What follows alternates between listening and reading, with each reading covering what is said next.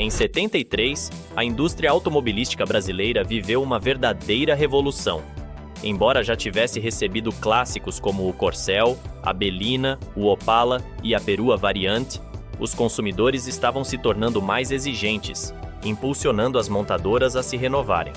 Foi nesse contexto que testemunhamos o surgimento de modelos icônicos que conquistariam o mercado brasileiro. É por isso que iniciamos nossa série de retrospectivas automotivas em 73, para explorar as novidades e eventos marcantes daquela época. Um desses novos modelos foi a Brasília, que era um segredo tão bem guardado que até tiros foram disparados para que ela não fosse revelada antes do tempo. Fique até o final para conferir essa história. Lembre-se de se inscrever no canal e ativar o sininho para não perder os próximos episódios, pois esta é apenas a primeira parte de nossa emocionante jornada que nos levará até o início dos anos 2000. Prontos para desbloquear suas memórias automotivas? Então vamos lá!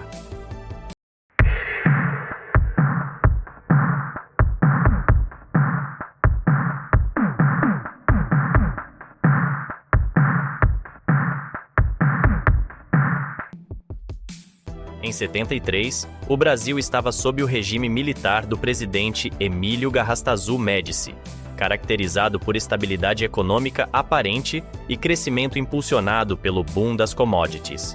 No entanto, o país também enfrentou desafios devido à crise global do petróleo, que afetou sua economia devido à alta dependência de importações energéticas. Naquela época, o Brasil adotava uma política industrial altamente protecionista, com restrições consideráveis às importações e um mercado automobilístico marcado pela limitada variedade de marcas e modelos. Portanto, o lançamento de um carro completamente novo no Brasil era motivo de grande entusiasmo. Naquele ano, vieram ao mercado 4 veículos totalmente inovadores, todos fabricados localmente. Esse período ficou conhecido como o Ano do Carro e representou uma mudança profunda na indústria automobilística do país, introduzindo uma ampla gama de opções e estimulando a concorrência entre as montadoras. Antes de detalharmos esses lançamentos, vamos explorar as mudanças que os modelos já existentes traziam para o ano modelo 1973. O Dodge Dart passou por uma atualização na parte dianteira, ganhando uma divisão central, lanternas redesenhadas e melhorias no acabamento. O Charger RT, que era o carro mais veloz do Brasil naquela época, podendo alcançar até 183 km por hora, também recebeu uma nova grade, envolvida por uma moldura na mesma cor da carroceria e um novo capô. O Volkswagen 1300, o nosso conhecido Fusca, passou por modificações como o redesenho dos paralamas dianteiros para acomodar os novos faróis, agora posicionados na vertical. O 1500, popularmente chamado de Fuscão, ganhou a adição de mais aletas de ventilação no capô do motor. A linha Corcel passou por sua primeira reestilização, apresentando uma dianteira com design mais quadrado. As lanternas traseiras foram ampliadas, dando a impressão de um carro de maior porte. A motorização 1.4, antes disponível apenas no Corcel GT, passou a ser oferecida em todos os modelos da linha, mas o carburador de corpo duplo era exclusividade do esportivo. Começaremos nossa jornada revisitando esses carros históricos, começando pelo Dodge 1800, o primeiro carro médio fabricado pela Chrysler no Brasil. Este modelo derivou do Hillman Avenger, um veículo de projeto britânico. O carro foi apresentado no Salão do Automóvel no ano anterior e foi lançado no Brasil em 2 de abril de 73. Ele chegava para enfrentar os concorrentes Ford Corcel e Volkswagen TL. Na época, os críticos elogiaram sua beleza e conforto, mas apontaram que o acabamento poderia ser aprimorado. O desempenho do motor 1800 de 78 HP com carburador de corpo simples foi considerado apenas razoável. Estabilidade, freios, direção e transmissão receberam elogios, assim como a economia de combustível. Apelidado carinhosamente de Dodginho, o carro enfrentou alguns problemas técnicos que foram corrigidos posteriormente, levando até mesmo a uma mudança de nome para Polara 3 anos depois. Ainda em abril, tivemos o lançamento do Chevrolet Chevette, que seria produzido por 2 décadas até ser sucedido pelo Corsa. O Chevette alcançou mais de 1,5 milhão de unidades produzidas e chegou a ser o carro mais vendido do Brasil em 83, superando o Fusca. Baseado no Opel Kadett C, a terceira geração deste modelo na Europa, mas que só seria lançada por lá no segundo semestre, o Chevette estreava com motor de 1.400 cilindradas e 68 cavalos de potência e câmbio importado da Alemanha.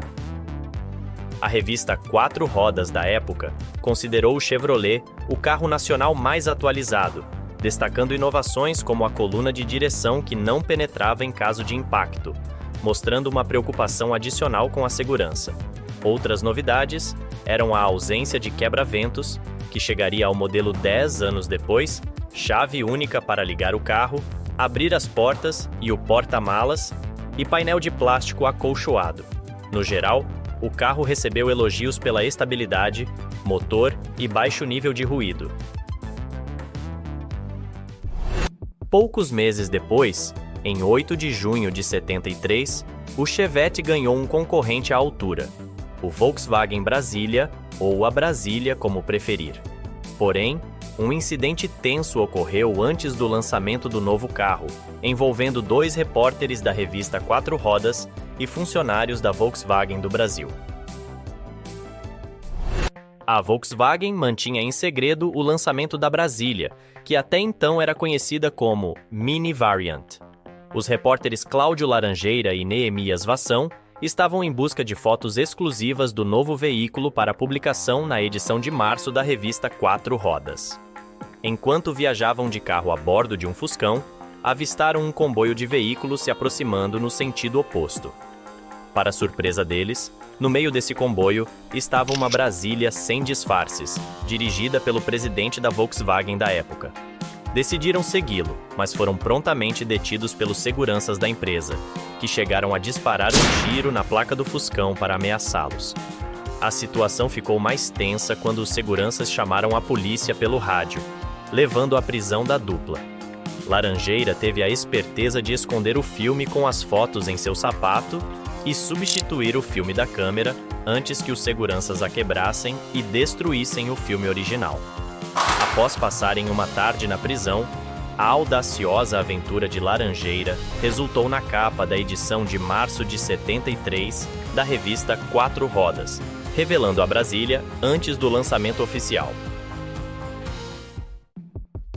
Naquela época, muitos compararam o design deste carro ao icônico Mini Cooper inglês, e as campanhas publicitárias destacaram sua modernidade e inspiração nos modelos europeus.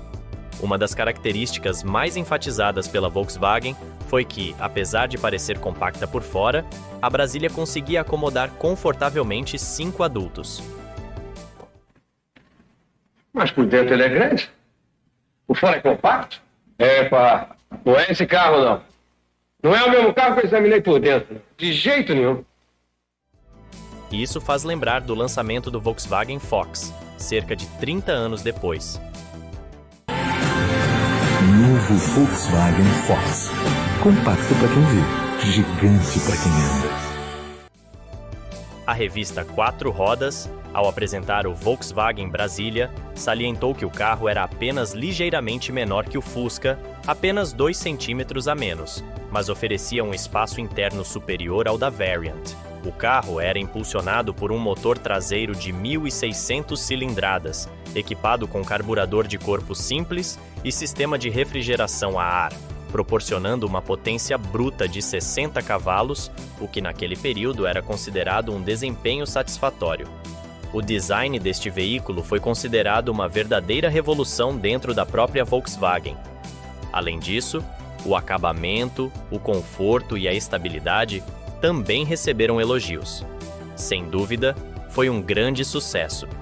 Se está curtindo este vídeo, ajuda a gente deixando o seu like e se inscreva para não perder mais conteúdos como este.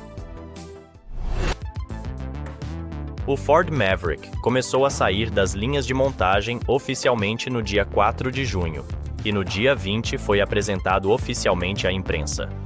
O médio da Ford, que chegava para enfrentar o Chevrolet Opala, também já havia sido mostrado no Salão do Automóvel do ano anterior. Sua campanha de lançamento foi estrelada por Emerson Fittipaldi. Agora a curva do Sol é uma das curvas mais longas e mais velozes também que há no mundo em Fórmula 1. É bem difícil, a segunda parte ela tem uma retinha, depois fecha novamente e sai dessa curva do Sol a 240, 250 por hora. O carro chegou em 3 versões: Super, Super Luxo e a Esportiva GT, todas com carroceria 2 portas. A carroceria de 4 portas chegaria para as 2 primeiras versões alguns meses depois. O Super e Super Luxo usavam motorização de 6 cilindros em linha, herdada dos Aero Willys, ou, opcionalmente, o V8, todos com opção de câmbio manual de 4 marchas no assoalho ou automático de 3 marchas com comando na coluna de direção. O Maverick GT usava o motor com 178 cavalos de potência bruta, oferecido apenas com câmbio manual de 4 marchas com acionamento no assoalho. O GT acelerava de 0 a 100 km por hora em cerca de 11 segundos. A crítica da época considerou a escolha do motor 6 cilindros adequado para o carro. O preço da versão de entrada Super foi considerado condizente com sua proposta. Já a versão esportiva GT foi considerada uma proposta equilibrada, mas sem grande destaque no desempenho. E então, gostou do vídeo? Que tal deixar aquele like e se inscrever no canal? Assim você ajuda a gente a crescer aqui no YouTube e não perde as próximas retrospectivas. Confira também esses vídeos que podem te interessar. Obrigado por nos acompanhar. A gente se vê na próxima.